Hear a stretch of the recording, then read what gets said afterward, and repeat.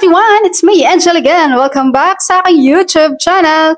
So para po sa ating mga LSS members dyan, makinig po kayo at SSS pensioners also. Dahil pag-uusapan natin sa video na ito guys, anong mangyayari kapag ang pensioner ni SSS ay namatay? Anong mangyayari doon sa pension na monthly niyang tinatanggap?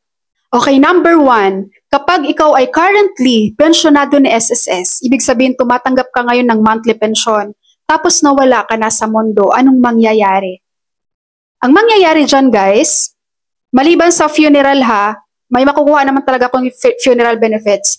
So doon sa death claim, kapag meron kang primary beneficiary, ang primary beneficiary again, asawa at anak.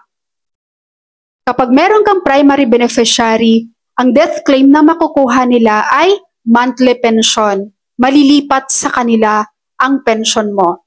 Sa asawa mo at sa mga dependents mo, sa mga anak mo na below 21 years old na wala pang asawa at trabaho. Okay? Ngayon, kapag wala kang primary beneficiary, proceed na po tayo sa secondary beneficiary. Sino yung secondary beneficiary? Parents, magulang mo. Pero hindi po monthly pension ang matatanggap nila, kundi lump sum.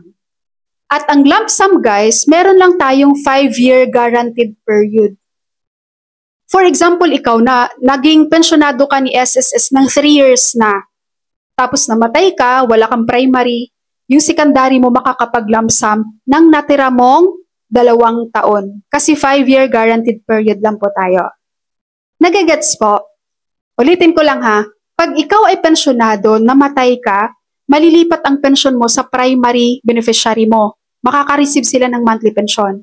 Pero kung wala kang primary beneficiary, mapupunta sa secondary. Pero hindi monthly pension ang makukuha nila, kundi lump sum lang.